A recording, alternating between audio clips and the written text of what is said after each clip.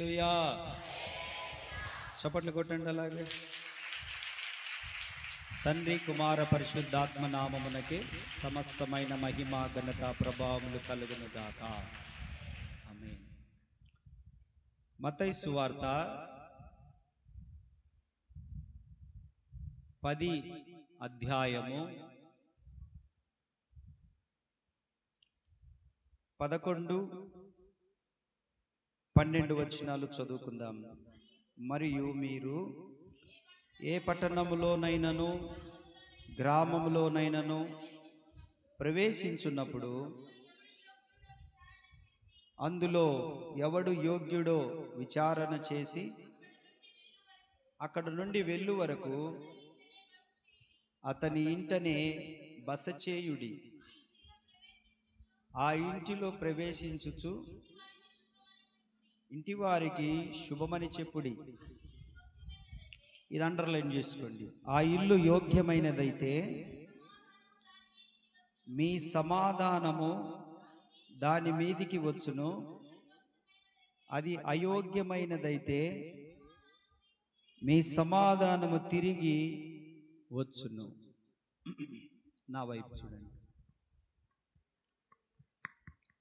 దేవుడు తన 12 మంది శిష్యులను ఆయా ప్రాంతాలకు, పట్టణాలకు, గ్రామాలకు ఆయన పని నిమిత్తమై పంపిస్తున్నటువంటి రోజులలో జరిగిన ఒక సందర్భం. యేసుక్రీస్తు ప్రభువారికి 12 మంది శిష్యులు ఉన్నారు. ఆ 12 మంది 70 మందిగా మారారు. ఆ 70 మంది 120 మందిగా మారారు. ఆ 120 మంది 500 మందిగా మారారు. ఆ 500 మంది 3000 మందిగా మారారు. ఇలాగున ప్రపంచవ్యాప్తంగా ఇప్పుడు యేసు ప్రభు వారికి శిష్యులు, భక్తులు ఉన్నారు. ఇది మనమందరం ఎరిగినటువంటి సత్యమే. అయితే యేసుక్రీస్తు ప్రభువారు తన ప్రియమైన శిష్యులను 12 మందిని ఎన్నుకొని వారికి స్వస్థపరిచే వరాన్నిచ్చి, అద్భుతాలు చేసే వరాన్నిచ్చి, నాకంటే ఎక్కువగా మీరు స్వస్థతలు చేస్తారు, మీరు ఏది విప్పుతారో అది విప్పబడుతుంది, ఏది మోస్తారో అది మోయబడుతుంది, ఏది ఆజ్ఞాపిస్తారో అది జరుగుతుంది అని దేవుడు ఖచ్చితంగా వారిని ఆశీర్వదించి పంపించాడు. పంపించే క్రమములో కొన్ని ఇన్స్ట్రక్షన్స్ ఇచ్చాడు. ఎలాంటి వారి ఇంటికి మీరు వెళ్ళాలి, గ్రామాలకు వెళ్తారు, ఎలాంటి వారి ఇంట్లో మీరుండాలి, ఎలాంటి వారు ఇచ్చినటువంటి భోజనం లేదా ఆతిథ్యము మీరు స్వీకరించాలి, ఎలాంటి కుటుంబాలలో వారి ప్రేమను బట్టి, వారి ఆతిథ్యమును బట్టి, వారి మంచితనాన్ని బట్టి ఏ ఇళ్లలో మీరు 1-2 రోజులైనా బస చేయాలి అని చెప్పేటువంటి కొన్ని సూచనలు చేసి యేసు ప్రభువారు వారిని పంపినట్లుగా ఇక్కడ స్పష్టంగా కనపడుతుంది. వాస్తవానికి దేవుడు ఏమన్నాడు అనంటే 40వ వచనంలో మాట్లాడతాడు, మిమ్మును చేర్చుకొనువాడు నన్ను చేర్చుకొనును, నన్ను చేర్చుకొనువాడు నన్ను పంపిన వానిని చేర్చుకొనును. ప్రవక్త అని ప్రవక్తను చేర్చుకొనువాడు ప్రవక్త ఫలము పొందును. నీతిమంతుడని నీతిమంతుని చేర్చుకొనువాడు నీతిమంతుని ఫలము పొందును. మరియు శిష్యుడని ఎవడు ఈ చిన్నవారిలో ఒకని గిన్నెడు చన్నీళ్లు మాత్రము త్రాగనిచ్చును, వాడు తన ఫలము పోగొట్టుకొనడని నిశ్చయముగా మీతో చెప్పుచున్నానని చెప్పాడు. దేవునికి స్తోత్రం. దేవుని యొక్క సేవకుల గురించినటువంటి ఒక మాట మాట్లాడుతూ, మిమ్మును చేర్చుకొనువాడు నన్ను చేర్చుకొనును. చెప్పండి ఈ మాట. మత్తయి సువార్తలో 10వ అధ్యాయంలో 40వ వచనంలో చదువుకుంటున్నాం ఈ మాట. మత్తయి సువార్త 10వ అధ్యాయం 40వ వచనంలో ద టాప్ గా ఒక మాట మాట్లాడుతున్నాడు ఆయన. మిమ్మును చేర్చుకున్నవాడు నన్ను చేర్చుకొనును. అంటే ఒక దైవజనుడిని ఇంట చేర్చుకుంటే ఎవరిని చేర్చుకున్నట్లు? సంగమా, మీరు మెలకువగలిగి ఆలకించగలిగితే 4 తలంపులు, కొన్ని మాటలు మీ హృదయాల్లోనికి పంపించాలని ఆశపడతా ఉన్నాను. తద్వారా మీకు చాలా గొప్ప మేలు వాక్యములోనే మీరు పొందుకుంటారు ఈ రోజున. ఆమేన్. హల్లెలూయా. కాబట్టి దేవుడు అంటున్నాడు, మిమ్మును చేర్చుకున్నవాడు నన్ను చేర్చుకున్నట్లు, ఇక నన్నే చేర్చుకుంటే నన్ను పంపిన నా తండ్రిని చేర్చుకున్నట్లు, శిష్యులను చేర్చుకుంటే నన్ను చేర్చుకున్నట్లే. ఎవరైనా శిష్యులు దైవజనులు మీ ఇంటికి వచ్చినప్పుడు మీరు గిన్నెడు చల్లనీళ్ళు ఇస్తే ఆ ఫలము మీరు పోగొట్టుకోరు. నీతిమంతులు మీ ఇంటికి వచ్చినప్పుడు గిన్నెడు మంచినీళ్ళు ఇస్తే ఆ ఫలము మీరు పోగొట్టుకోరు. దేవుని సేవకులు మీ ఇంటిని దర్శించినప్పుడు మీరు ఆతిథ్యము చేస్తే, వాళ్ళని రిసీవ్ చేసుకుంటే, వారిని ఇంట్లో ఆతిథ్యం ఇవ్వగలిగితే మీరు ఆ ఫలము చెప్పాలి, మాట్లాడాలి, పోగొట్టుకోరు. ఇవి మన సంఘములో కూడా కొంతమంది మాత్రమే పాటిస్తున్నటువంటిది. వారు మాత్రమే దేవుని యొక్క దీవెనలు అనుభవిస్తున్నటువంటి స్థితిని నేను గమనిస్తా ఉన్నాను. దేవునికి మహిమ కలుగును గాక. స్తోత్రం చెప్పండి. అలాగున్న బిడ్లారా, దేవుడు అంటా ఉన్నాడు, మీరు ఏ ఇంటికంటే ఆ ఇంటికి వెళ్ళొద్దు. ఎస్, ఏ ఇంటికంటే ఆ ఇంటికి వెళ్ళొద్దు. మీరు ఎలాంటి ఇంటికి వెళ్ళాలి అనే ఇన్స్ట్రక్షన్ కూడా ప్రికాషన్ ఇస్తున్నాడు. అక్కడ ముందే చెప్తా ఉన్నాడు, ఎలాంటి ఇంటికి వెళ్ళాలనో మనకు చెప్తా ఉన్నాడు. నేను ఈరోజు ఒక 2 ఇల్లులను మీకు పరిచయం చేయ ఉద్దేశించి ఉన్నాను. ఒకటి చెప్పండి, యోగ్యమైన ఇల్లు. రెండవది అయోగ్యమైన ఇల్లు. మొదటిది, రెండవది. ఈ 2 గృహాలలో మీది ఏ గృహమో మీరే ఆలోచన చేసుకోనండి. మీది ఏ గృహమో మీకు తెలిస్తే మీ ఇంటికి దీవెన ఉందా లేదా శాపం ఉందా, ఆశీర్వాదం ఉందా లేదా శాపం ఉందా, మీ ఇంట్లో వెలుగు ఉందా లేదా చీకటి తాండవిస్తుందా, లేదా దీవెన ఉందా లేదా మీకు ఏదైతే కీడు జరుగుతుందో దానిని అనుభవిస్తున్నారా అని 2 విషయాలు మీకు స్పష్టంగా తెలిసిపోతాయి. దేవునికి మహిమ కలుగును గాక. దేవుని వాక్యం అంటుంది యోగ్యమైన ఇంటి గురించి 11వ వచనంలో మాట్లాడతాడు. మీరు ఎవడైతే చదువు, మీరు ఏ పట్టణంలోనైనాను గ్రామములోనైనాను ప్రవేశించినప్పుడు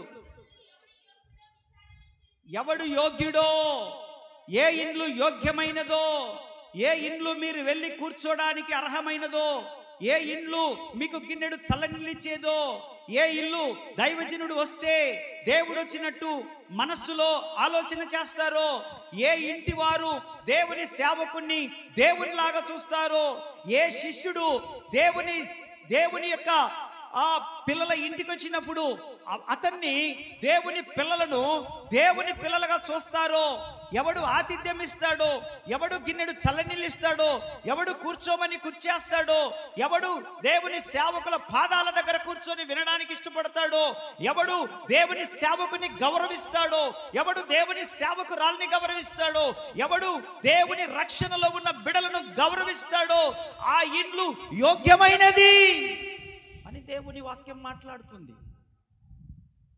అటువంటి ఇంట్లో మీరు ఉండండి, అటువంటి ఇంటికే తరచుగా వెళ్ళండి, అటువంటి ఇంట్లోనే మీరు మాటలు కలపండి, అటువంటి ఇంట్లోనే ఆధ్యాత్మిక విషయాలు ఎక్కువగా వారితో పంచుకొనండి. మిగతా వారు మీరు చెప్పే ఆధ్యాత్మిక విషయాలను వారి హృదయానికి రుచించవవి, వారికి లోక సంబంధమైనవి కావాలి. కానీ యోగ్యమైన కుటుంబాలు ఏం చేస్తారంటే దైవజనుని తరచుగా పిలిచి ఆతిథ్యం ఇస్తూ ఉంటారు. దేవునికి స్తోత్రం. దైవజనుడు ఎప్పుడు వస్తాడా అని కోరుకుంటారు. ఇవి యోగ్యమైన కుటుంబాలు. యోగ్యమైన కుటుంబాల గురించి మాట్లాడుతూ ఉన్నాడు. దేవుని వాక్యం సెలవిస్తా ఉంది. 2 కొరింథియన్స్ 2వ కొరింథీయులకు రాసినటువంటి పౌలయ్య గారు రాసినటువంటి 2వ పత్రికలో 10వ అధ్యాయం 18వ వచనంలో దేవుడు మాట్లాడుతున్నాడు. ఎవరు మీలో యోగ్యులు? ఎలాంటి కుటుంబం యోగ్యమైనది? ప్రభువు మెచ్చుకొని వాడే యోగ్యుడు గాని తన్ను తాను మెచ్చుకొని వాడు యోగ్యుడు కాడు అని దేవుని వాక్యం స్పష్టం చేస్తా ఉంది. దేవునికి మహిమ కలుగును గాక. చేతులెత్తి ఒకసారి హల్లెలూయా. నా ప్రియమైన దేవుని పిల్లలారా, దేవుని వాక్యం ఏమి చెప్పడానికి ప్రయత్నిస్తుందనంటే దేవుడు అంటా ఉన్నాడు, మీరు యోగ్యమైన కుటుంబాల్లో ఉండండి, యోగ్యమైన కుటుంబాల్లో తినండి, యోగ్యమైన కుటుంబాల్లో మంచినీళ్ళు తాగండి, యోగ్యమైన కుటుంబాల దగ్గరనే కూర్చోనండి, యోగ్యమైన కుటుంబాల దగ్గర ఆధ్యాత్మికమైన విషయాలు పంచుకోనండి. ఎందుకనంటే వారు రేపు పరలోక రాజ్యానికి వారసులు. వారు మీరు మాట్లాడితే వింటారు, మీరు తిట్టినా భరిస్తారు, మీరు కోపంగా సహిస్తారు, మీరు ఒక మాట గట్టిగా అరిసినా తగ్గించుకొని ఉంటారు. కారణము అది యోగ్యమైన కుటుంబం, అది నాకు నచ్చిన కుటుంబం, అది నేను రేపు పరలోకానికి తీసుకొని వెళ్ళే కుటుంబము. ఎందుకనంటే ఒక దైవజనుడు మాట్లాడితే దేవుడు మాట్లాడినట్టు. ఆమె ఎంతమంది నమ్ముతున్నారు ఈ విషయానికి? స్తోత్రం చెప్పండి. ఒక దైవజనుడు మన ఇంటికి వస్తే యేసు వచ్చినట్టు ఎంతమంది నమ్ముతున్నారు? ఒక దైవజనుడు మన ఇంట్లోకి వస్తే స్వయాన దేవుడే ఆయన పంపించినట్లు తన దూతను ఎంతమంది నమ్ముతున్నారు? స్తోత్రం చెప్పండి గట్టిగా. ఇది మనము నమ్మగలిగితేనట ఆ యోగ్యమైన కుటుంబాలకు వచ్చే దీవెన సామాన్య మనుషులు ఎంత కష్టపడినా రానటువంటి ఆధ్యాత్మికమైన దీవెన, పరలోక సంబంధమైన దీవెన వారికి కలుగుతుందట.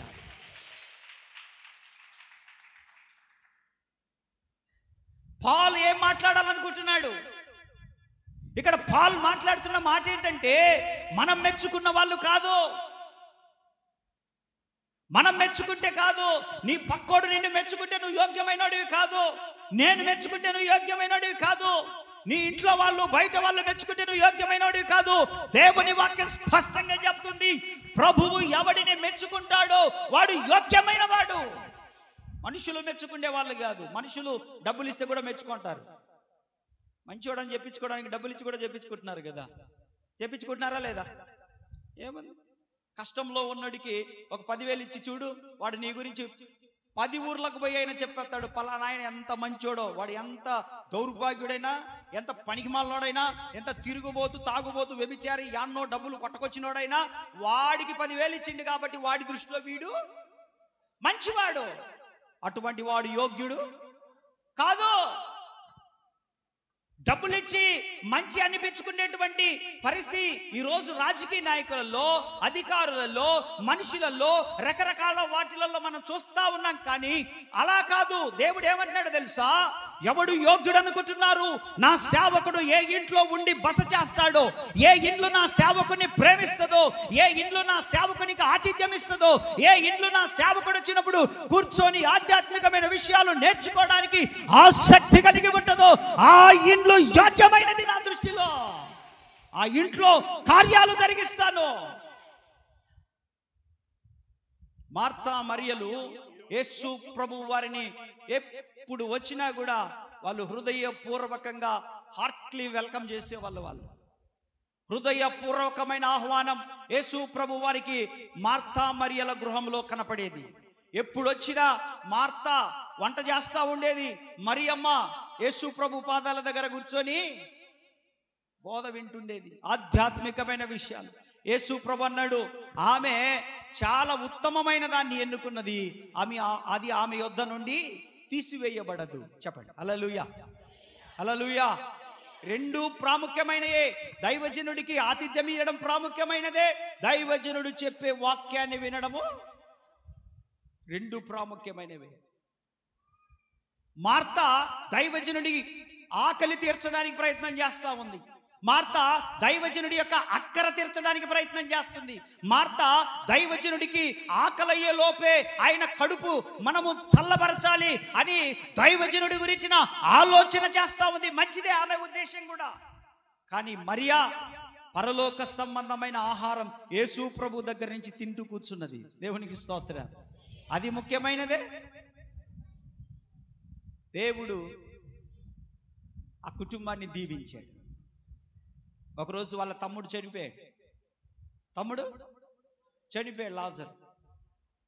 లాజర్ చనిపోతే దేవుడు 4 రోజులకు వచ్చాడు. 4 రోజులకు వచ్చినప్పుడు దేవుడు సమాధి దగ్గరికి యేసు ప్రభుని తీసుకెళ్ళారా లేదా? సమాధి దగ్గరికి తీసుకొని వెళ్ళి అయ్యా వాడు చనిపోయి 4 రోజులైంది, కుళ్ళిపోయి ఉంటాడు, కంప వాసన వచ్చేస్తూ ఉంటుందయ్యా అంటే, లేదు లేదు లేదు, అటువంటిది ఏం జరగదు. ద రివైవల్ వర్డ్ ఉంటుంది అక్కడ. అద్భుతమైన మాట 35 వచనంలో, యోహాను సువార్తలో 10:35, యేసు కన్నీళ్లు విడిచెను. అంటే టెర్రిబుల్ ఈజ్ దిస్. సరే ఏముంటుంది తెలుసు, అది చిన్న వాక్యం. అదే కొత్త నిబంధనలో ఇక చిన్న వాక్యము న్యూ టెస్టిమెంట్ లో ఏదైనా ఉంది అని అంటే యేసు, చెప్పండి మాట, యేసు కన్నీళ్లు విడిచెను. చెప్పండి మాట, చెప్పండి, నోరు తెరవండి. యేసు కన్నీళ్లు విడిచెను. క్రొత్త నిబంధనలో చిన్న వచనం ఏదైనా ఉంది అని అంటే, చిన్న వచనం, ద లిటిల్ వర్డ్, చిన్న వచనం, చిన్న వర్స్ ఏదైనా ఉంది అని అంటే యేసు కన్నీళ్లు విడిచెను. అసలు ఆయనకి ఏమవసరం కన్నీళ్లు విడిచాల్సిన పని? 5,000 మందికి ఆహారం పెట్టేటప్పుడే కన్నీళ్లు విడచలేదు. 5 రొట్టెలు 2 చిన్ని చేపలు. ప్రైజ్ లార్డ్, హల్లెలూయా. 5 రొట్టెలు 2 చిన్ని చేపలు, 5,000 మంది ఉన్నారు. కేవలం వాళ్ళు పురుషులు, ఇంకా స్త్రీలు కూడా ఉండింటారు, పిల్లలు ఉండింటారు. వాళ్ళందరికీ భోజనం పెట్టడానికి కూడా ఆయన కన్నీళ్లు విడచలేదు. ఆయన ఆ పాత్రను ఎత్తుకొని ఆశీర్వదించాడు. 5,000 మంది తిన్నారు. ఇంకా 12 గంపలు ఎత్తుకొని పోతా ఉన్నారు. ఎవడైతే చింటుగాడు వచ్చి అయ్యా ఇదిగో నా దగ్గర ఉన్నాయని చెప్పాడో, ఆ చిన్నోడికి కూడా ఒక గంప ఇచ్చి నెత్తి మీద పెట్టి ఇంటికి తీసుకెళ్లారే, తిన్నకాడికి దీన్ని అమ్ముకో 10 రూపాయలు వస్తాయి. స్తోత్రం చెప్పండి, హల్లెలూయా. నీ దగ్గర ఉన్న దాచుకోలేదు. స్తోత్ర. ఇంతమందికి సరిపోయిద్దని అనుమానం రాలేదు తోమలాగా. స్తోత్ర. నీవు అవిశ్వాసివి కాదు. దేవునికి స్తోత్ర. ఈ చిన్నదైనా సేవ కొరకు ఉపయోగపడుతుందని, ఈ చిన్నదైనా ఇంత ప్రజల కొరకు ఉపయోగపడుతుందని, ఇంతమందికి నాదేం సరిపోయిద్దిలే అనుకోకుండా ఆ చిన్న ఆహారమును యేసు ప్రభు చేతిలో పెట్టినందువలన 5,000 మంది తిన్నారు, శిష్యులు తిన్నారు, యేసయ్య తిన్నాడు. వాడికి కూడా ఒక గంప ఎక్స్ట్రా ఇచ్చేసి పంపించేసాడు. స్తోత్రం చెప్పండి, హల్లెలూయా. నా కానుక దేవుడు స్వీకరిస్తాడా? ఈ చిన్న కానుక దేవుడు స్వీకరిస్తాడా అని అవిశ్వాసంగా ఉండొద్దు. అది చిన్నదైనా పెద్దదైనా దేవుని చేతిలోకి వచ్చినప్పుడు అది ఆశీర్వదించబడుతుంది. హల్లెలూయా. 5 రొట్టెలు 2 చిన్ని చేపలను దేవుడు ఆశీర్వదించినట్లుగా నీవిచ్చే ప్రతి కానుకను ఆశీర్వదిస్తాడని ఉద్దేశముతో ఇవ్వాలి నువ్వు ప్రభుకి ఇచ్చేటప్పుడు. ఆమేన్. నువ్వు దేవుని సేవకునికి ఇస్తే దేవునికి ఇచ్చినట్లు. చెప్పండి, ఎవరికి ఇచ్చినట్లు? గొనుగుతూ సనుగుతూ ఇవ్వద్దు, బలవంతంగా ఇవ్వద్దు. పక్క వాళ్ళు చూస్తారేమో, నేను ఇవ్వలేకపోతే ఏంది కానుక కూడా ఇయ్యలేదా అని అనుకుంటారేమో అని బలవంతంగా ఇవ్వద్దు. నీ కానుక ఎవడికి కావాలి? నీ కానుకతో ఇక్కడ పరిచర్య జరగట్లేదు. దేవుని సేవ దేవుడే జరిగించుకుంటా వస్తాడంతే. ఆమేన్, ఆమేన్, ఆమేన్. ఆయన సేవ ఎలా చేయించాలో ఆయనకు తెలుసు. ఆయన పని ఎలా జరగాలని ఆయనకు తెలుసు. కాబట్టి దేవునికి ఇచ్చేటప్పుడు అది చిన్నదైనా పెద్దదైనా దేవుడు ఆశీర్వదిస్తాడు. ఇది నాకు దీవెనకరంగా మారుస్తాడు. వాడు ఇచ్చిందేమో 5 రొట్టెలు 2 చిన్ని చేపలు, వాడు పట్టుకెళ్ళిందేమో గంపెడు పట్టుకెళ్ళాడు. ఎన్ని మాట్లాడరే? ఎన్ని పట్టుకెళ్ళాడు? గంపెడు పట్టుకెళ్ళాడు. ఆడు ఇతరులకు దీవెనకరంగా ఉన్నాడు. నీ ముఖాన్ని చూసుకున్నా ఎప్పుడన్నా అద్దంలో? దేవునికి ఇచ్చేటప్పుడు నీ చెయ్యి కురిచి అయిపోతుంది. నా దగ్గర ఏమి లేవని మాట్లాడుతున్నావు. కనీసం వారానికి ప్రతి ఆదివారం వచ్చేటప్పుడు కనీసం దేవుని సన్నిధిలో కానుకేయడానికి కూడా తెచ్చుకున్నటువంటి వాళ్ళు ఉన్నారు. మరలా పేదోళ్ళేం కాదు. ప్రార్థన చేసుకొని కనీసం ఒక 100 రూపాయలు ఇవ్వకుండా ఎప్పుడో 6 నెలలకు 7 నెలలకు ఇచ్చే వాళ్ళు ఉన్నారు. నేను అంటున్నాను, నువ్వు కానుక ఇయ్యనందువలన సంఘానికి నష్టం లేదు, నాకేం నష్టం లేదు. కానీ నువ్వు దేవుని ఆశీర్వాదాలను పోగొట్టుకుంటున్నావు. నువ్వు ఇతరులకు మాదిరికరంగా ఉండాలి అని దేవుడు కోరుకుంటున్న ఆలోచనలకు నువ్వు దూరంగా ఉన్నావు. దేవుని సేవకు నీ వలన ఎటువంటి ఉపయోగం జరగడం లేదు.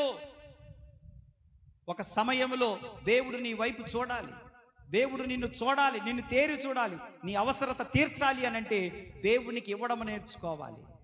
దేవునికి స్తోత్ర, హల్లెలూయా. దేవుడు యేసు కన్నీళ్లు విడిచిన ఒక మాట ఉంది అక్కడ, అద్భుతమైన మాట. ఆ కన్నీళ్లు సమాధి దగ్గర విడిచాడు. లాజరు బయటికి రా అని వెంటనే లాజరు పేత వస్త్రములతోని బయటకు వచ్చేసాడు. అద్భుతం జరిగిందా లేదా? యోగ్యమైన ఇల్లు, యేసుకు ఆతిథ్యం ఇచ్చిన ఇల్లు. చప్పట్లు కొడుతూ దేవుని కనపరుద్దాం. యేసును చేర్చుకున్న ఇల్లు. యేసు ప్రభు వెళ్ళిన ప్రతిసారి ఒక్కడే వెళ్ళలేదు. యేసు ప్రభుతో 12 మంది శిష్యులు ఉంటారు. మొత్తం కలిసి ఎంతమంది అవుతారు? 13 మందికి వండి పెట్టాలి. ఆమె మార్తమ్మ ఎంతమందికి వండి పెట్టాలి? ఎప్పుడన్నా ఇసుక్కుందా? ఫోన్ చేసిందా? అయ్యా పొద్దుగుకులు అలా తీసుకురా కాక నువ్వు అక్కడికి రాన్నదా? ఏందా నువ్వు వచ్చినప్పుడు అలా అందరినీ తీసుకొస్తావు? నువ్వు వస్తుండు, నువ్వు వాళ్ళకు కూటం పెట్టినప్పుడు పెడదాంలే అన్నదా? చెప్పండి. కూటం పెట్టినప్పుడు వాళ్ళకు కూడా పెడదాంలే. నువ్వు దేవునికి స్తోత్ర. ఆతిథ్యం ఇచ్చే కుటుంబాలు యోగ్యమైన కుటుంబాలు. ఆ కుటుంబాలకు తప్పకుండా ఒక ప్రతిఫలం పొందుకుంటూనే ఉంటారు వాళ్ళు. దేవునికి మహిమ కలుగునుగాక. దేవుని వాక్యం సెలవిస్తా ఉంది, ప్రభువు మెచ్చుకొని వాడే యోగ్యుడు, కానీ ఇక మనుషులు మెచ్చుకొని వారు దేవుని దృష్టిలో యోగ్యులు కారు. ఈరోజు ప్రభువు మెచ్చుకునే స్థాయిలో నువ్వు ఉన్నావా?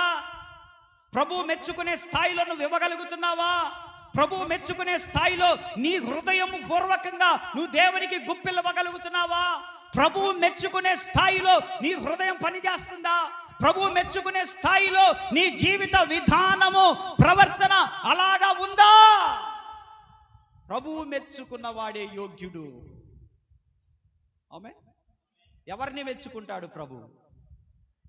ఒక మాట చదువుకుందాం. ఎవరిని మెచ్చుకుంటాడు ప్రభు? లూకా సువార్త 8వ అధ్యాయం 15వ వచనం. ఎవరిని ప్రభువు మెచ్చుకుంటాడు? ఎవడు యోగ్యుడు ప్రభు దృష్టిలో? కమాన్, లూకా సువార్త 8వ అధ్యాయం 15వ వచనం.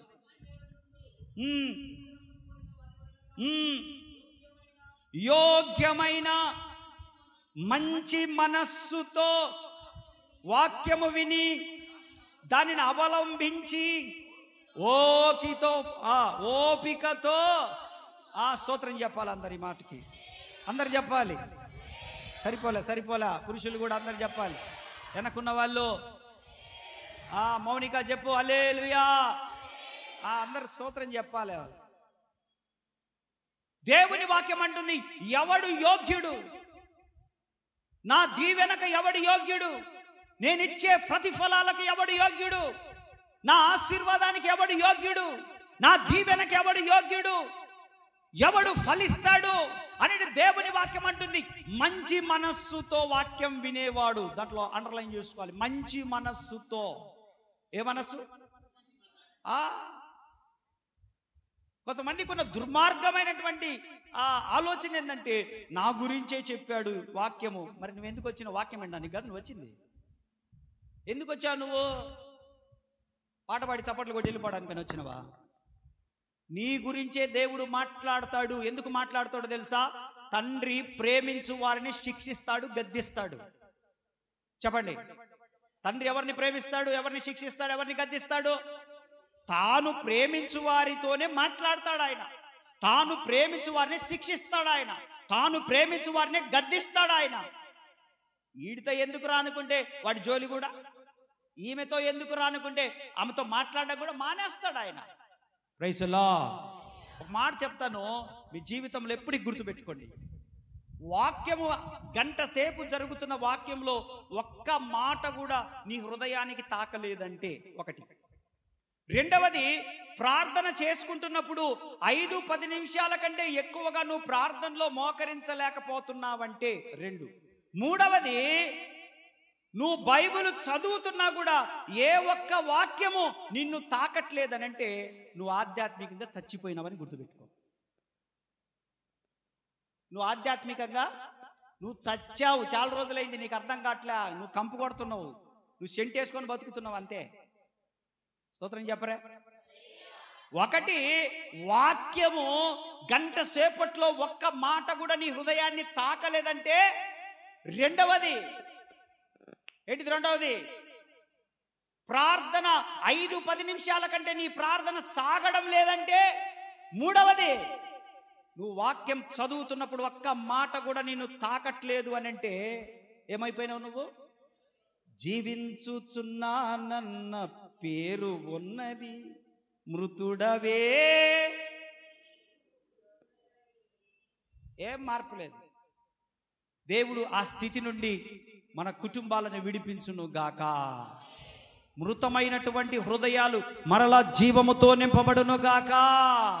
హల్లెలూయా, హల్లెలూయా. ఈ 3 విషయాలను ఎక్కడికి వెళ్ళినా గుర్తుపెట్టుకోవాలి ఈ మాటలో. కాబట్టి దేవుడు మాట్లాడుతున్నాడు, మంచి మనస్సుతో ఆలకించండి, సరి చేసుకోనండి, ప్రభు మార్గాల్లో నిలబడండి. దేవుని మాటలు ఏమంటున్నాయి తెలుసా? మంచి నేలన ఉండువారు ఎవరనగా మంచి మనస్సుతో వాక్యము విని దానిని అవలంబించి ఓపికతో ఫలించేవారు. ఎలాంటి వారు? మాట్లాడట్లే మీరు, నేను అంతే అన్నానా?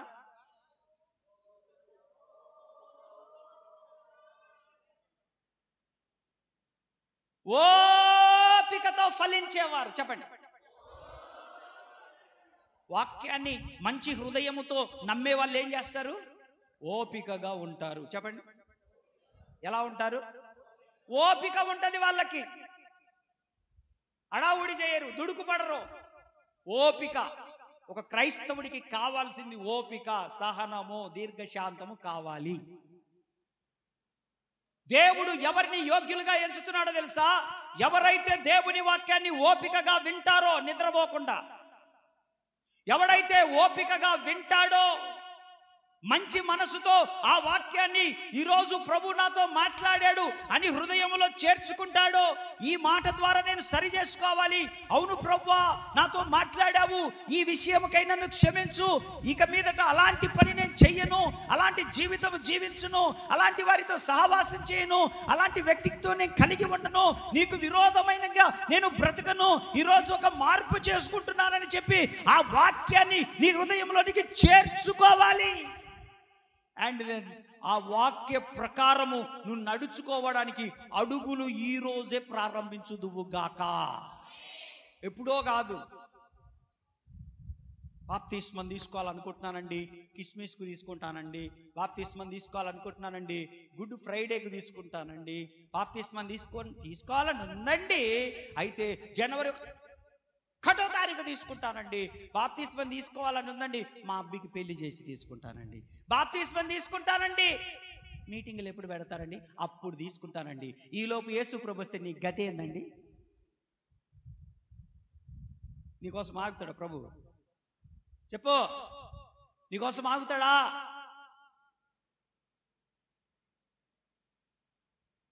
ఓపిక లేదు, మంచి మనస్సు నో. ఈరోజు అట్టి స్థితి మారిపోవను గాక. ఆమేన్, హల్లెలూయా. యోగ్యమైన మంచి మనస్సు. చెప్పండి, ఎలాంటి మనస్సు? మంచి మనస్సు కలిగిన వారు దేవుని దృష్టిలో యోగ్యులు. ఎందుకనంటే వాళ్ళు వాక్యానికి లోబడతారు, వాళ్ళు వాక్యానికి అనుగుణంగా ఉంటారు, వాళ్ళు వాక్యం ఏదైతే చెబుతుందో దాని మీద మనస్సులో పగ పెట్టుకున్నారో. ఇదే దుర్మార్గం ఎక్కడికి పోయినా. చాలా సంఘాలలో పాస్టర్ గారు వాక్యం చెప్తుంటే సంఘ పెద్దలు హేళన చేస్తూ ఉంటారు, ఇంకా సాల్లయ్యా ఇంకా దిగంటుంటారు వాళ్ళు, ఎందుకంటే ఆయన పెట్టుకున్న సేవకుడు కాబట్టి. విశ్వాసులు కూడా అంటారు, ఏంద్ర ఈ మధ్య ఏందో వాయిస్ లేదు పెంచుతుండు, ఏదంట పాస్టర్ ఏం పెంచుతుండంట, వాయిస్ పెంచుతుండు, జీతం కట్ చేయాలి నేను ఎలా.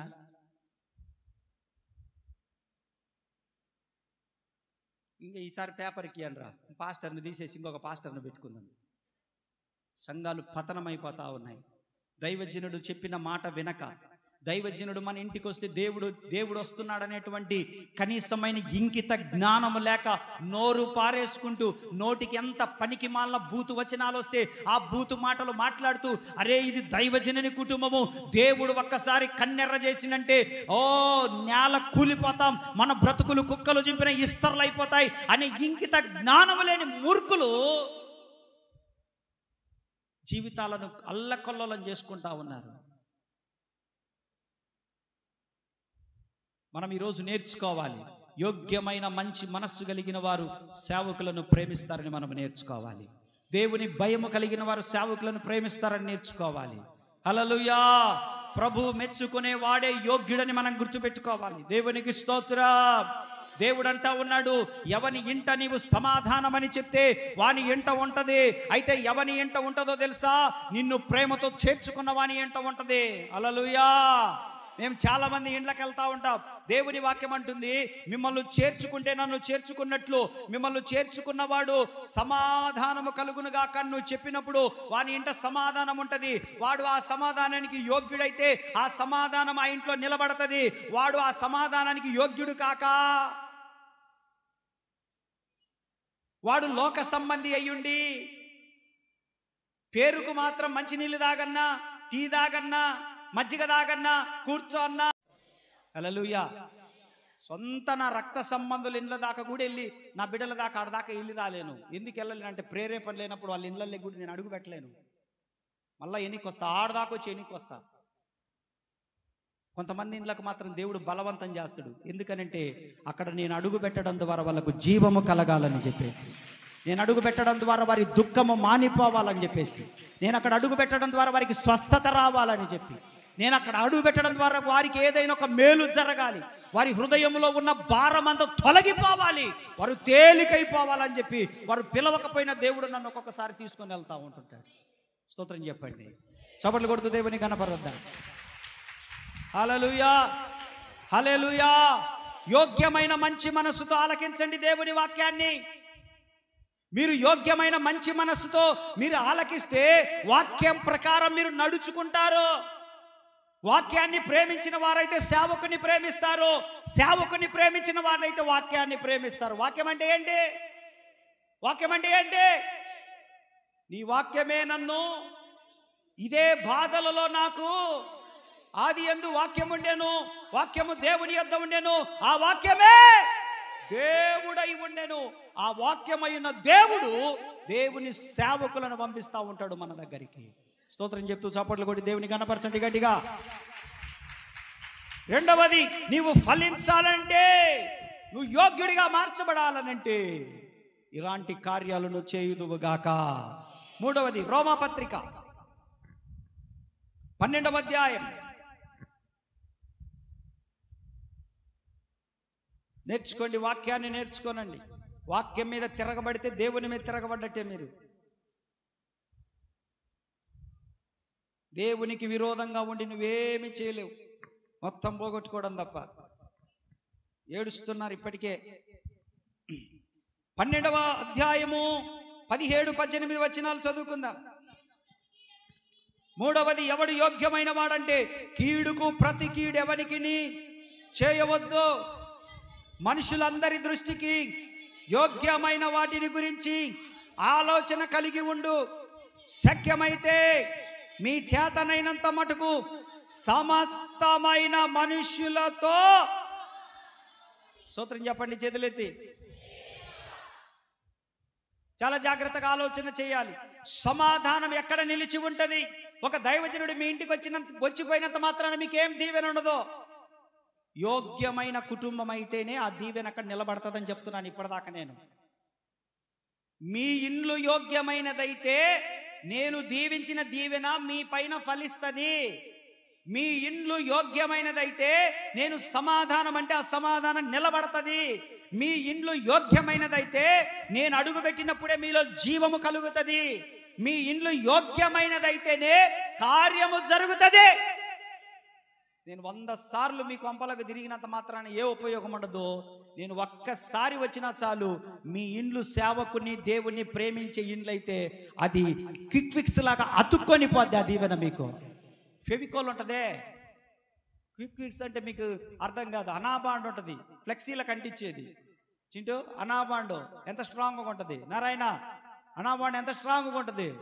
ఒక్కసారి దైవజనుడు వచ్చినా మీరు మంచి మనసుతో వాక్యం వినేవారైతే, మంచి మనసుతో సేవకుని ప్రేమించేవారైతే, నేను ఊరికే వచ్చి అట్లా అడుగు పెట్టినా సరే అనాబాండులాగా తక్కపోద్ది ఆ సమాధానం మీ కుటుంబాలకి.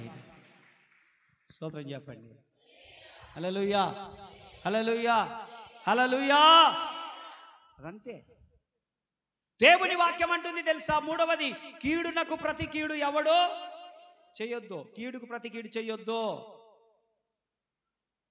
నా సంఘ బిడ్డలను కొంతమందిని నేను మెచ్చుకోకుండా ఉండలేను, నేను అభినందిస్తున్నాను.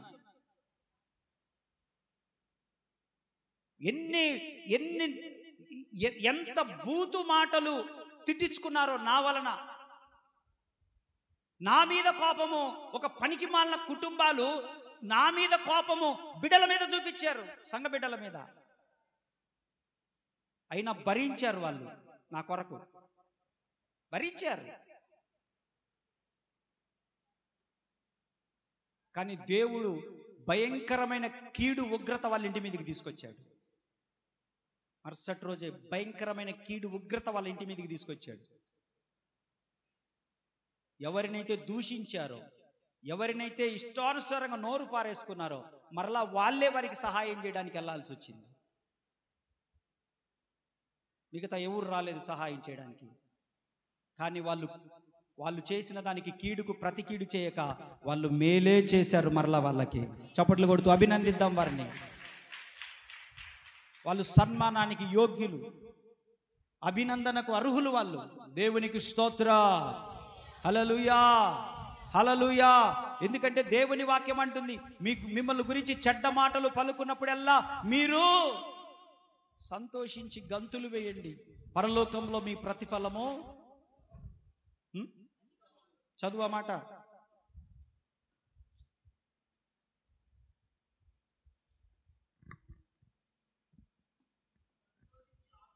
రెఫరెన్స్ చెప్పు. మత్తయి సువార్త 5వ అధ్యాయం యేసు కొండ మీద చేసిన ప్రసంగంలో విషయాలు మాట్లాడుతున్నాం. 5:13 చదవండి. మత్తయి సువార్త 5:13 తీయండి అందరూ, రండి. 5:13 చదువునానా? చదువునానా, పర్వాలేదు, 11 నుంచే చదువు. నా నిమిత్తము జనులు మిమ్మల్ని నిందించి హింసించి మీ మీద అబద్ధముగా చెడ్డ మాటలల్ల పలుకున్నప్పుడు మీరు ధన్యులు, సంతోషించి ఆనందించుడి, పరలోకమందు మీ ఫలము అధికమగుతుంది. ఎందుకంటే ఇలాగున వారు మీకు పూర్వమందుండిన ప్రవక్తలను కూడా, చప్పట్లు కొడితే యేసయ్యను కనపరచండి. దేవుడు మీకు తప్పకుండా ఫలాన్ని ఇస్తున్నాడని నమ్ముతున్నాను నేను. చప్పట్లు కొడుతూ దేవుని కనపరుద్దాం. మీరు సంతోషించండి, ఆనందించండి, పరలోకంలో మీకు ఫలము దయచేయబడబోతా ఉంది. నా నిమిత్తం మీరు కష్టపడ్డారు, నా నిమిత్తం పడ్డారంటే యేసు నిమిత్తం పడ్డారు కనుక మీకు పరలోకంలో ఫలం ఉంది తప్పకుండా. స్తోత్రం చెప్పండి గట్టిగా, హల్లెలూయా, హల్లెలూయా. దేవుని మందిరానికి వచ్చేటప్పుడు మిమ్మల్ని ఎవరైనా ఏదైనా మాట్లాడినా తిరిగి దూషించొద్దు దయచేసి. మీ భర్తలు మాట్లాడినా తిరిగి దూషించొద్దు. ఎవరు మాట్లాడినా తిరిగి కీడునకు ప్రతి కీడు చేయొద్దు. ఎందుకంటే పరలోకంలో మీ ఫలం ఉంది ఒకటి. అక్కడ మీకు బహుమతి కావాలంటే ఇక్కడ మనం తగ్గి ఉందాం, ఏం పర్వాలేదు. పడ్డవాడు చెడ్డవాడు ఏం కాదు, అట్లాని వాళ్ళేం పెద్ద నీతిమంతులేం కాదు. కాబట్టి భయపడాల్సిన పని లేదు. రోమా రాసిన పత్రికలో మనం చూసుకుంటా ఉన్నాం. 12వ అధ్యాయం 17వ వచనంలో మాట్లాడుతూ ఉన్నాడు, కీడునకు ప్రతి కీడు ఎవరికి చేయొద్దు.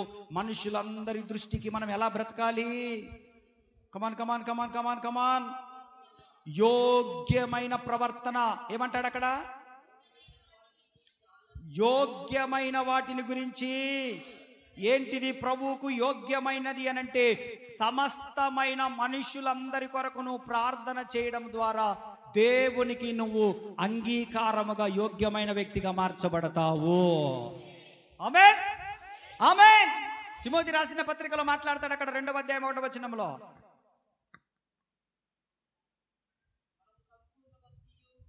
మనము సంపూర్ణ భక్తియు మాన్యతయు కలిగి నెమ్మదిగాను సుఖముగాను బ్రతుకు నిమిత్తము అన్నిటికంటే ముఖ్యముగా మనుషులందరి కొరకును, రాజుల కొరకును, అధికారులందరి కొరకును విజ్ఞాపనలను,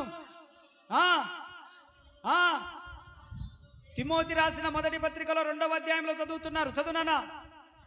యాచనలను కృతజ్ఞతాస్తుతులను చేయవలనని. ఎందుకు? ఇది మంచిదియు మన రక్షకుడు దేవుని దృష్టికి అనుకూలమైనది. కొడు చప్పట్లో, అది మ్యాటర్. కొట్టాలి గట్టిగా. నువ్వు యోగ్యమైన వ్యక్తిగా మార్చబడుదువుగాక. మనుషుల కొరకు ప్రార్థన చేయుదువుగాక, సేవకుల కొరకు ప్రార్థన చేయుదువుగాక, అధికారుల కొరకు ప్రార్థన చేయుదువుగాక, నాయకుల కొరకు ప్రార్థన చేయుదువుగాక, సర్వలోకము కొరకు ప్రార్థన చేయుదువుగాక. తద్వారా నువ్వు దేవుడు మెచ్చుకునే వ్యక్తిగా మార్చబడుదువుగాక. స్తోత్రం చెప్పండి గట్టిగా. హల్లెలూయా. నువ్వు యోగ్యమైన వ్యక్తిగా మార్చబడడానికి మనకు కొన్ని క్వాలిటీస్ కావాలి. ఆ క్వాలిటీస్లలో మరొక క్వాలిటీ ఏంటంటే అందరి కొరకు ప్రార్థన చేసే మనస్సు నీకు ఉండాలి. స్తోత్రం చెప్పట్ల మీరు? చెప్పండి ఏంటిది అది? కీడునకు ప్రతి కీడు ఎవరికి చెయ్యకుండా అందరి కోసము, హింసించిన వారి కోసము, దూషించిన వారి కోసము, చెడ్డ మాటలలో పలికిన వారి కోసము, మన వాళ్ళు బూతులు తిట్టిన వారి కోసము, మన దగ్గర దోచుకున్న వారి కోసము, అన్యాయం చేసిన వారి కోసము, అక్రమం చేసిన వారి కోసము ఏం చేయాలండి? ఏం చేయాలండి? చేస్తున్నారా? మీరు చేస్తే మీరు యోగ్యులుగా మార్చబడుతున్నారని అర్థం. ఆయన దృష్టిలో మీరు యోగ్యులైతే మీ కుటుంబాలలో ఎవడు దీవించకపోయినా సమాధానం నిలిచే ఉంటది. దేవుని వాక్యం ఏమన్నా తెలుసా? లూకా సువార్తలో ఏమన్నాడు? లూకా సువార్తలో ఆయనకిష్టులైన బిడ్డలకు భూమి మీద, ఎవరికి? చదువురాను అక్కడ, కిస్మిస్ చదవాలాడ, రెఫరెన్స్ చెప్పు వాళ్ళకు. లూకా 2:14 తీయండి, బైబిల్ తీయండి. లూకా 2:14లో సర్వోన్నతమైన స్థలములలో దేవునికి మహిమయు ఆయనకిష్టులైన బిడ్డలకు భూమి మీద సమాధానము కలుగుతుంది. ఎవరికి కలుగుతుందో తెలుసా? ఆయనకిష్టులైన వారికి. ఆయనకిష్టులు ఎవరనంటే మనుషులందరి కొరకు ప్రార్థన చేసేవారు ఆయనకిష్టులు. స్తోత్రం చెప్పరే? గట్టిగా చెప్పాలి కదా ఈ మాటకి. ఎందుకంటే అందులో మీరున్నారు కదా. స్తోత్రం చెప్పండి. బుధవారం చేసే వాళ్ళు ఉన్నారు కదా. స్తోత్రం చెప్పండి. శనివారం చేసే వాళ్ళు ఉన్నారు కదా. స్తోత్రం చెప్పండి. ఉపవాస ప్రార్థనలలో చేసే వాళ్ళు ఉన్నారు కదా. స్తోత్రం చెప్పండి. అప్పుడప్పుడు ప్రార్థనలు చేసే వాళ్ళు ఉన్నారు కదా. స్తోత్రం చెప్పండి. మీరందరూ యోగ్యమైన కుటుంబాలుగా మార్చబడుదురు గాక. సమాధానము మీ కుటుంబాల్లో నివసించును గాక. అది స్థావరము చేసుకొనును గాక. అది నివాసించును గాక. హల్లెలూయా, హల్లెలూయా, హల్లెలూయా. యోగ్యమైన కుటుంబాలుగా మార్చబడాలి. దొంగ నాటకాలు చేయకూడదు. వాక్యం విన్నట్టే ఇని ఇంటికి పోయిన తర్వాత ఆయన అంతే చెబుతాలే, మనం ఇంతే బతుకుదాంలే అన్నట్టు ఉండకూడదు. ఇదే ఆయన అంతే చెబుతాలే, మనం ఇంతే బతుకుదాంలే. దేవుడు ఆడుండు, పరలోకం ఆడుండు అంటే అట్టుంటది. Praise the Lord. Say hallelujah. కాబట్టి ప్రియులారా, దేవుని పిల్లలారా, దేవుని వాక్యం సెలవిస్తా ఉంది, ఎవరికి కీడు చేయకండి, డిఫెన్స్ చేసుకోండి అంతే. ఉద్దేశపూర్వకంగా ఎవరికి కీడు చేయగాకండి. పొరపాటున చేయి తగులితే ఏం చేయలేం, కాలు తగులితే ఏం చేయలేంలే. అప్పుడప్పుడు తగులుతూ ఉంటాయి. కోపం హద్దులు దాటినప్పుడు థర్మామీటర్ కూడా పగిలిపోతుంటుంది. వేడి ఎక్కువైనప్పుడు ఏమవుతుంది? వెయిట్ ఎక్కువ ఉన్నాడు అనుకో, వెయిట్ మిషన్ ఏమవుతుంది? మరి దానికి ఎవడు ఏం చేస్తాడు? ఒక్కొక్కసారి హద్దులు దాటినప్పుడు ఏం చేయలేడు. ఊరిక పొద్దుగుక్కులేందని ఒక్కసారి తిమ్మిరిపోయేంత వరకు అంతే. ఒక్కసారితో తిమ్మిరిపోద్ది. స్తోత్రం చెప్పండి అందరూ. హల్లెలూయా, హల్లెలూయా. చెప్పండి. యోగ్యమైన కుటుంబం. మాట్లాడండి. నాది యోగ్యమైన కుటుంబం, ప్రభు వచ్చే కుటుంబం, దైవజనుడు దర్శించే కుటుంబం, యోగ్యమైన కుటుంబం నాది. సమాధానము నిలిచి ఉండును గాక. మాట్లాడాల మీరు. సమాధానము నిలిచి ఉండును గాక. ఓయ్ ఆమెనండి. సమాధానము నిలిచి ఉండును గాక. సమాధానం నిలిచి ఉండును గాక.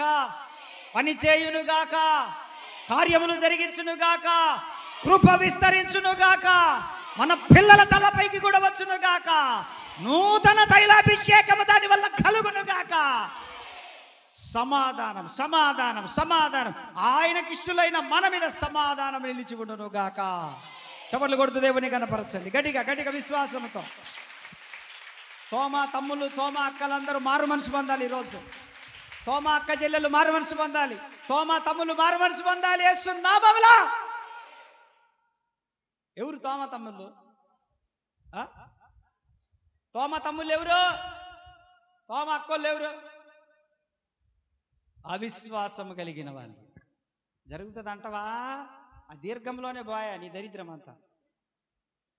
సైతాను నరుమై, దేవుడు చేస్తాడని చెప్పు, ఆయనకు సాధ్యమని చెప్పు. అపవాది తలచిన కీడులన్నీ నా కొరకు ఈరోజు దైవజనుడు మాట్లాడిన మాటలో నుంచి మేలుగా మారుస్తాడని చెప్పు. ఆమేన్, ఆమేన్. వాడి తలచని, వాడి ప్లాన్లు వేయని, వాడి బాణములన్నీ ప్రభునామంలో విరగొట్టబడును గాక. వాడి ఆలోచనలు తారుమారైపోవును గాక.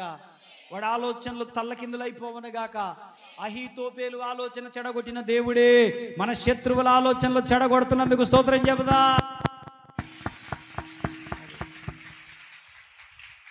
ఎందుకనంటే యోగ్యమైన ఇల్లు నీది, మార్చబడాల అలాగునా. ఆమేన్. నా దైవజనునికి ఇస్తే నా దేవునికి ఇచ్చినట్లు. దైవజనుడు సేవ కొరకు వాడతాడు, ఆ దీవెన నా మీదకి వస్తుంది. నా ద్వారా సేవ జరగాలి, నా ద్వారా 5,000 మంది భోంచేయాలి, నా ద్వారా 12 గంపలు శిష్యులు ఎత్తుకొని వెళ్ళాలి, నా ద్వారా యేసు ప్రభు కూడా తినాలి, నా ద్వారా ఈ కార్యాలన్నీ జరగాలి, నాకు ఇంకా ఒక గంప మిగులుతుంది. ఆమేన్, ఆమేన్, హల్లెలూయా. నీకు ఒక గంప మిగులుతుంది. నీ ద్వారా 12 మంది కుటుంబాలు దీవించబడతాయి. నీ ద్వారా 5,000 మంది ఆకలి తీర్చబడుతుంది. నీ పేరు బైబిల్ గ్రంథంలోనికి దేశ దేశాల్లో పేరు ప్రఖ్యాత. వాడు పెట్టుబడి ఎంత పెట్టాడండి? ఎంత పెట్టాడమ్మా పెట్టుబడి? ఎంత పెట్టాడు అక్క పెట్టుబడి? ఎంత పెట్టాడు పెట్టుబడి? ఎంత పెట్టాడు బుడ్డాడు? ఎంత పెట్టుబడి పెట్టాడు నరేషు? అరే అసలు మనకు గుర్తింపే లేకుండా పోతుంది. ఏంది ఇది? ఓ ఎంత పెట్టాడు?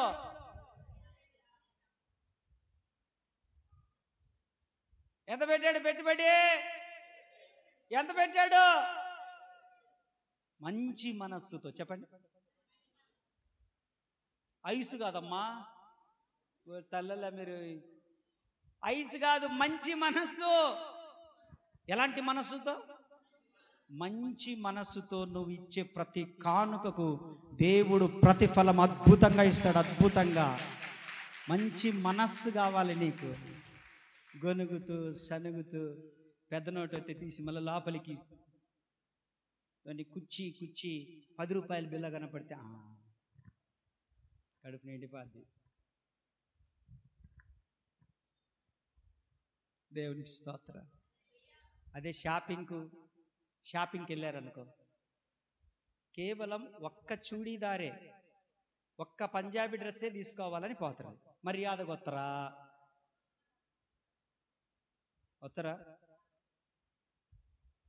2 నైటీలే తీసుకోవాలనుకుంటారు. వాడిని నిలబెట్టి 2 నైటీలే తీసుకుంటారా? ఆ సైకిల్ మీద అమ్ముకోవడానికి వచ్చినోన్ని. నువ్వు రా, నీకు కూడా లేదు కదా. 2 దుప్పట్లే తీసుకోవాలనుకుంటారు చలికాలం కాబట్టి. మీ నాన్నకు కూడా లేనట్టుంది కదమ్మే. మన ఇద్దరమే తీసుకుంటేట మరి మీ అయ్యా కష్టపట్టుడు, ఆయనకు కూడా ఒకటి. ప్రతి విషయంలో మనము ఖర్చు పెట్టుకునే విషయంలో అసలు ధారాళంగా వెళ్ళిపోతాం. దేవునికి ఇచ్చే విషయంలో మాత్రం లెక్కేస్తా ఉంటాం. 1కి 10 సార్లు. ఏమన్నా ఒక్క నోటి ఎక్కువ వచ్చిందని లెక్కేస్తుంటాం. మంచి మనసు అంటారా దాన్ని? బలవంతము. చెప్పండి, ఏమంటారు దాన్ని? మంచి మనసుతో ఇచ్చాడండి 5 రొట్టెలు. మంచి మనసుతో దేవుడు ఆశీర్వదిస్తే దిమ్మ తిరిగిపోయిందటనే. మీరు మంచి మనస్సుతో సహకరిస్తే సేవ ఇది 2 అయిపోద్ది అంతే. ఆమేన్, ఆమేన్. నేను ప్రతి నెల ఎత్తుక్కోవాల్సిన పండ్లే. ప్రతి నెల అబ్బో ఈ నెల 20,000 ఖర్చు పెట్టాలి కదా కుటుంబ ఆశీర్వాద ప్రార్థనకు. ఒక్కొక్క 100 రూపాయలు, ఒక్కొక్క 500 ఇచ్చి అన్ని బీరువాలో తీసుకుపోయి జాగ్రత్త పెట్టాల్సిన పనులే. ఆమేన్, హల్లెలూయా. అవన్నీ పోగు చేయాల్సిన పనులే.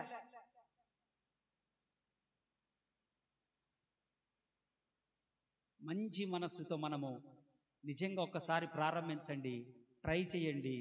నెల, 3 నెలలు, 6 నెలలు, 1 సంవత్సరం అది ప్రెగ్నెన్సీ అయ్యి పిల్లలు పెట్టేంత వరకు ఆగండి. అది మీరు నేను కన్నట్టుండదు. పంది కదా పిల్లలు పెడతారు చూడు, కుక్క కదా కంటది చూడు. ఎన్ని గంటది కుక్క? పంది ఎన్ని గంటది? పాము ఎన్ని గంటది? అంత దీవెన వస్తుంది మనం మీదకి. మీరు ఒకటి ఇచ్చినాడని దేవుడే ఒకటి ఇయ్యడు. 5 రొట్టెలు 2 చిన్న చేపల్ని 5,000 మందికి పెట్టినోడు ఆయన. మీరు మంచి మనస్సుతో దేవునికి సహకరించగలిగితే అద్భుతమైన ఆశీర్వాదాన్ని అనుభవిస్తారు. ఆమేన్, ఆమేన్. కొలస్సీలకు రాసిన పత్రిక 4వది, కొలస్సీలకు రాసిన పత్రిక 2వ అధ్యాయం 5వ వచనం. ఎవరు యోగ్యమైన వారు, ఎవరి ఇంట్లో సమాధానం నిలబడుతుంది, ఎవరి ఇల్లు యోగ్యమైనది. కొలస్సీలకు రాసిన పత్రిక 2:5, ఆత్మ విషయములలో ఉండి యోగ్యమైన ప్రవర్తన. ఎలాంటి ప్రవర్తన కావాలి? యోగ్యమైన ప్రవర్తన. క్రీస్తునందలి మీరు స్థిరంగా విశ్వాసంలో ఉండాలి. చెప్పండి ఒకటి, యోగ్యమైన ప్రవర్తన, ఆత్మీయ స్థిరత్వం. మాట్లాడండి, 2 విషయాలు చెప్పండి. యోగ్యమైన ప్రవర్తన, స్థిరమైన విశ్వాసం. చెప్పండి.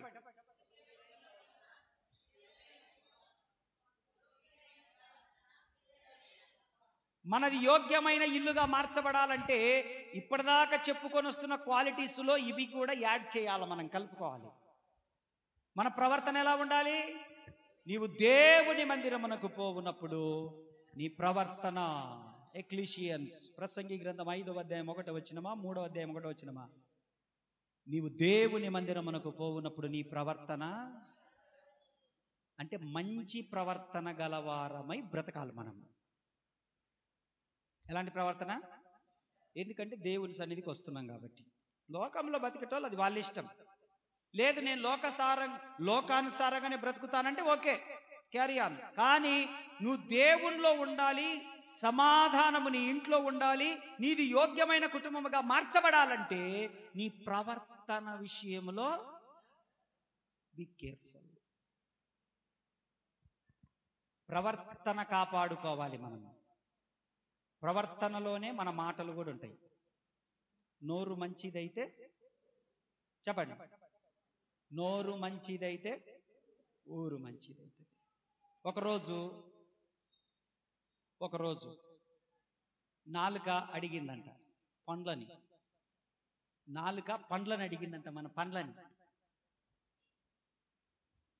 Tongue and teeth. నాలుక పండ్లని అడిగిందంట. పండ్లారా పండ్లారా, పండ్లు పెట్టినా కూడా చక్కగా నమిలి నాకే ఇస్తా ఉన్నారు మీరు. ఓకే, అర్థమవుతుందా? రుచి దేని ద్వారా తెలుస్తుంది మనకి? ఈ పండ్లు అన్నాయంట, నీకేదైనా ఉపకారం చేయాలనుకుంటున్నాము నాలుక. ఏంటి? నీకేదైనా ఉపకారం చేయాలనుకుంటున్నాం నాలుక. ఏం ఉపకారం చేయమంటావని పండ్లు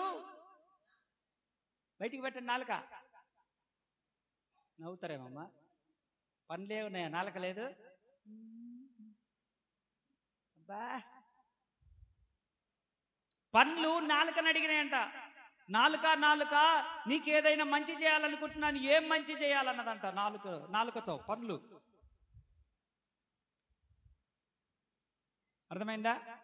ఏం చెప్పింది దానికి సమాధానం? మీకు ఇదివరకు చెప్పిన,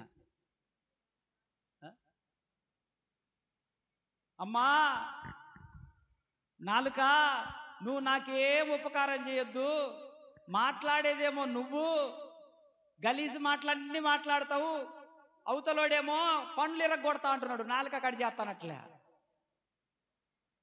మాట్లాడుతుందేమో నువ్వు, ఇరిగిపోతుందేమో మా నడుములు ఇరిగిపోతున్నాయి, మేము ఇరిగిపోతున్నాం. మాట్లాడుతుంది ఎవరు?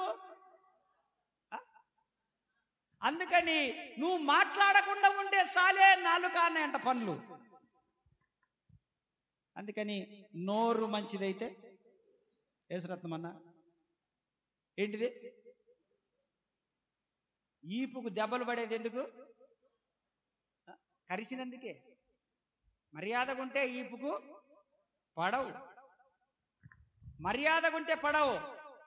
ఎప్పుడైతే మనము కుక్కలమైపోతామో, ఎప్పుడైతే మనము నక్కలమైపోతామో, ఎప్పుడైతే మనం పందులమైపోతామో, ఊరికే మూలుగుతూ ఉంటారు కొంతమంది.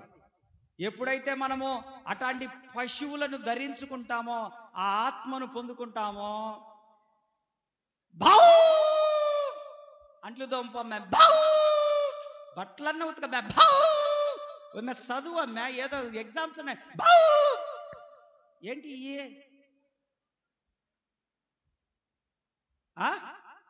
ఏంటి రే, ఏంటిరా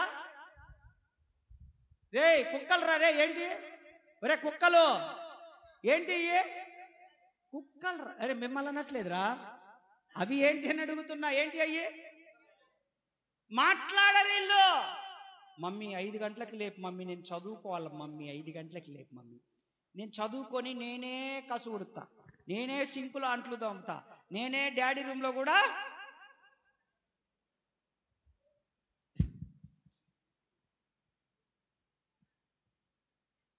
మమ్మీ నిజమని అమాయకంగా నమ్మి నాకు వంట 7:30 కల్లా చేయడం ఆపేసి అమ్మిలే అత్తదని ఈ ఎమ్మి నిద్రపోయింది.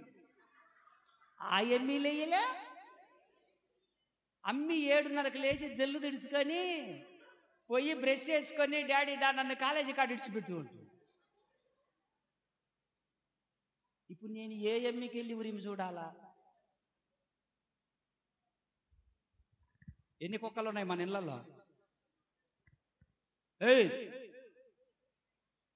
ఒక్కొక్క ఇంట్లో 2 కుక్కలు ఉన్నాయి. అంట్లు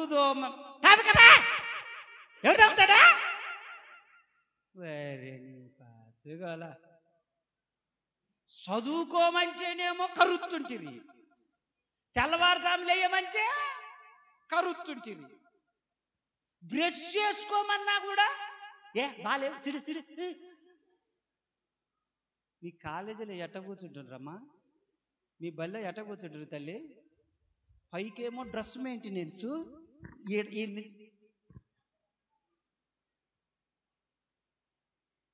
ఇదేమో సెప్టిక్ ట్యాంక్ అయిపోయా.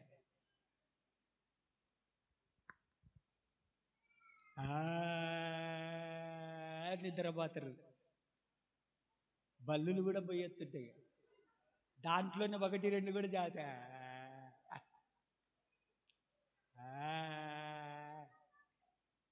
వీళ్ళకి చచ్చిపోయిన వాళ్ళకు పోసినట్టు కొన్ని బియ్యం పోసి కొన్ని నీళ్ళు పోయండి, దరిద్రం బాద్ది.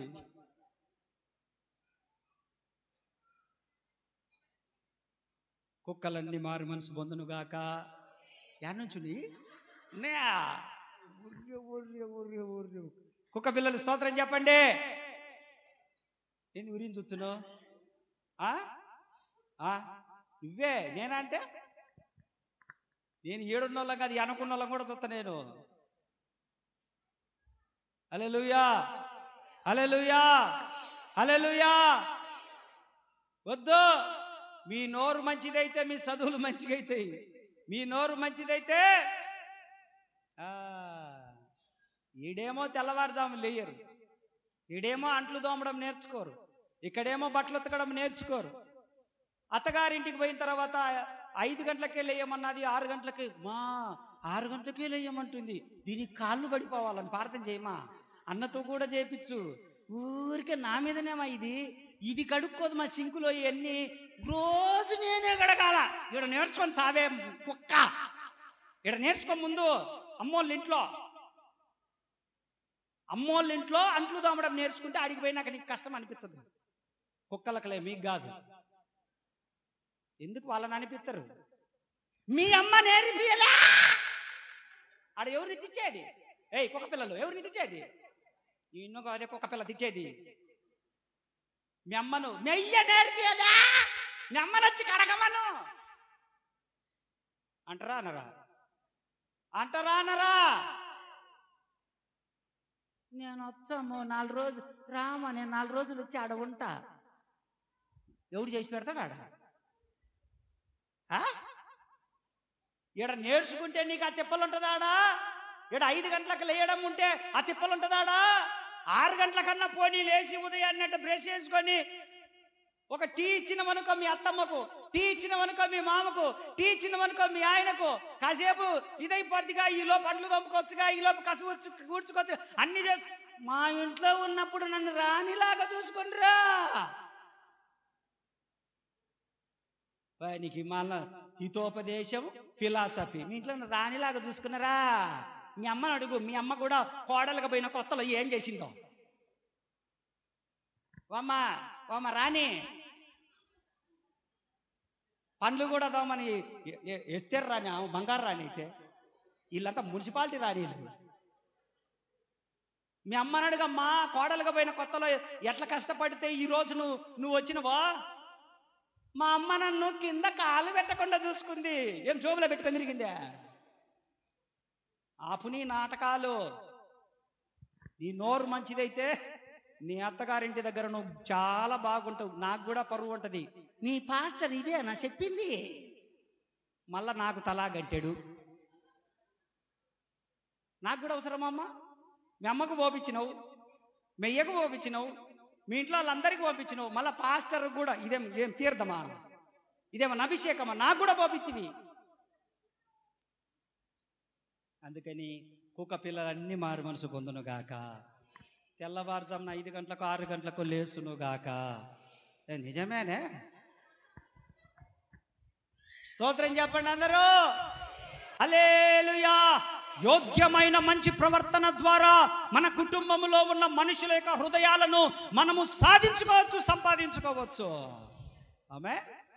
హల్లెలూయా, హల్లెలూయా. కాబట్టి దేవుడు అట్టి కృపతో నిన్ను నింపును గాక. మరొక మాట చెప్పి నేను ముగించేస్తాను. ప్రోవర్బ్స్లోనికి రండి. ఒక్క మాట, చివరి మాట చెప్పి నేను ముగిస్తాను. 12వ అధ్యాయం 4వ వచనం చదువునా.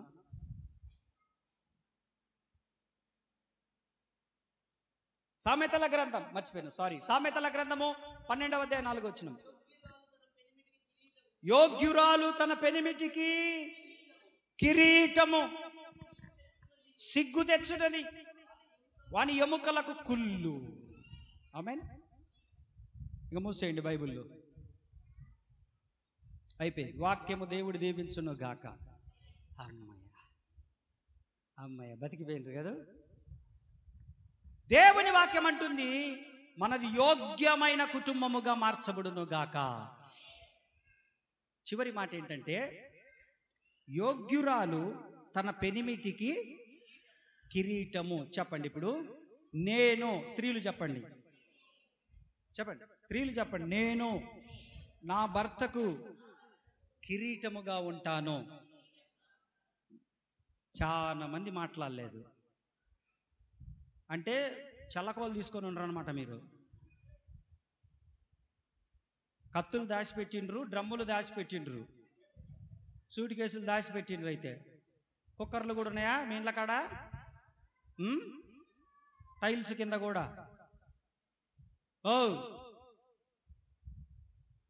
నేను నా భర్తకు కిరీటముగా ఉంటాను. ఇంకా కొంతమంది చెప్పలే.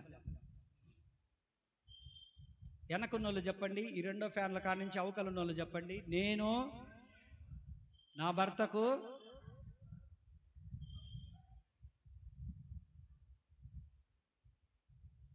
కిరీటముగా ఉంటాను. ఏదమ్మా?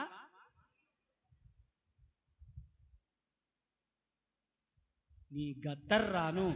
ఎప్పుడు పోతారా నీ వంశము? ఎప్పుడు నన్ను కొడతావేమిరా? ఉరియా ఓ కిరీటాలారా,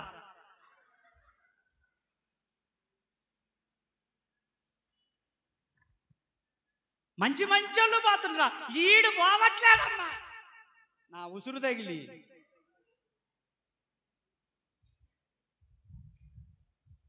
మో కిరీటాలు ఇంటున్న కిరీటాలు. ఒక మాట చెప్తా, అద్భుతమైన మాట.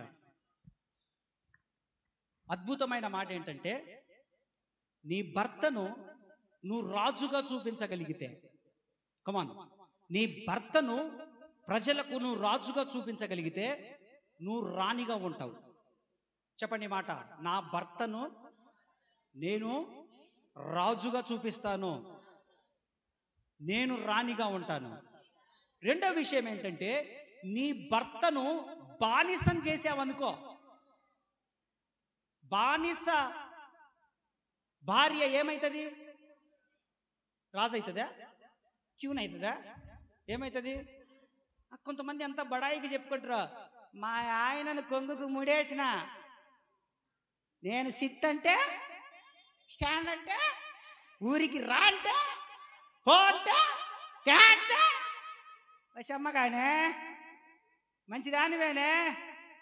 నువ్వు నీ భర్తను ఎప్పుడైతే బానిసగా చేశావో, బానిస భార్య, బానిస తల్లె, నువ్వు రాజుగా 10 మందిలో ఉన్నప్పుడు నీ భర్తను గణపరుస్తా ఉంటే, నీ భర్తను నువ్వు గణపరిచినందుకు చుట్టూ చూసే వాళ్ళు నిన్ను గణపరుస్తారు వాళ్ళు. అది బైబిల్ చెప్తుంది. హల్లెలూయా. ఇంట్లో ఉన్నప్పుడు ఓకే, ఇంట్లో ఉన్నప్పుడు కీచులాటలు, తండ్రులాటలు, ముద్దులాటలు, అది ఇది అదే వంగబెట్టి గుద్దు అవసరం అయితే ఇంట్లో ఉన్నప్పుడు వరకే. బయటికి వస్తే మా ఆయన ఘనంగా మాట్లాడాలి, చాలా జాగ్రత్తగా ఉండాలి. ఎందుకో తెలుసా? వివాహ వ్యవస్థను అపహాస్యం చేయకూడదు. అది దేవుడు పెట్టిన వ్యవస్థ, అది దేవుడు పెట్టింది. అది ఆదాము కాలంలోనే దేవుడు మొట్టమొదటిగా పెట్టినది. అది నువ్వు నీ భర్తకు కిరీటముగా ఉండాలని కోరుకుంటున్నాడు దేవుడు. ఆమేన్. కొంతమంది తల్లులు ఉన్నారు, నాకు బాగా తెలుసు, పేర్లు వద్దులే. వాళ్ళ భర్తలు సరిగా పని చేయలేని వారైనా, సరిగా ఆరోగ్యవంతులు వాళ్ళలాగా కాకపోయినా, సరిగా వాళ్ళ మాట వినకపోయినా, వాళ్ళు బాగా త్రాగుబోతులైనా కానీ వాళ్ళు మాత్రము 10 మందిలో ఉన్నప్పుడు వాళ్ళ భర్తను చాలా గౌరవంగానే మాట్లాడతారు. ఆమె నేను అంటాను, ఈ రోజులలో చదువుకున్న వాళ్ళకంటే చదువు లేని వాళ్ళే కుటుంబాలు బాగా కట్టుకుంటున్నారు. బుద్ధి జ్ఞానంతో కట్టుకుంటున్నారు. డిగ్రీల వలన ఏ కుటుంబం కట్టబడదు, పిహెచ్డీల వలన ఏ కుటుంబం కట్టబడదు, సర్టిఫికెట్ల వలన, క్వాలిఫికేషన్ల వలన, గ్రాడ్యుయేషన్స్ వలన ఏ కుటుంబం కట్టబడదు. కానీ బుద్ధి వివేకము వలన కుటుంబాలు. 14వ అధ్యాయంలో ఏమన్నాడు? ప్రొవర్బ్స్లో, సామెతల గ్రంథం 14లో ఏమన్నాడు? జ్ఞానవంతురాలు తన ఇల్లు కట్టును అన్నాడు. డిగ్రీ చదివిన అమ్మాయి కడతాదని చెప్పలేదు,